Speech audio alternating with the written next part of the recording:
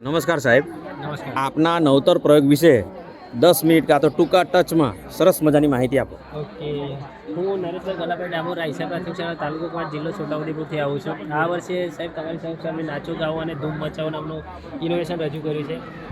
જે રીતે ઇનોવેશનનું નામ છે એવી રીતે સાહેબ આનું કામ છે.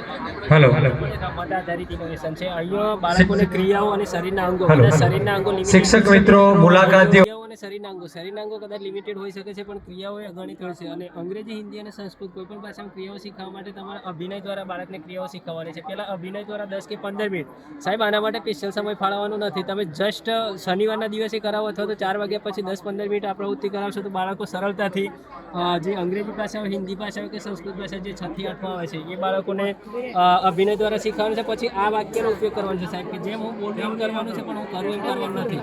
જેમ કે બાળકને આપણે હું બોલું એમ કરવાનું છે. જસ્ટ હું બોલું છું આય અને હું પકડું હેન્ડ, તો જે બાળક હાથ પકડશે એ બાળક આઉટ થઈ ગયેલું ગણાવશે. અને જે બાળકને આઈ બોલે તો એનો હાથ આંખ ઉપર જ જવો જોઈએ. એ રીતે બાળકોનું સંપૂર્ણપણે મૂલ્યાંકન થાય છે. અને આ રીતે શીખેલું બાળક સરળતાથી લાંબા સમય સુધી યાદ રાખી શકે છે. બીજું સાહેબ એ છે કે અહીંયા ધોરણ 1-2ના બાળકો પણ સરળતાથી આ જે અંગ્રેજી શરીરના અંગો હોય કે અંગ્રેજી ક્રિયાઓ હોય સરળતાથી બાળકો યાદ રાખી શકે છે. એ જ રીતે સંસ્કૃત 6 થી 8ના બાળકો માટે ખૂબ જ સરળતાથી જે વાક્યો હોય વાક્યો પણ બનાવી શકે છે અને ખૂબ જ સરળતાથી એ લોકો યાદ રાખી શકે છે.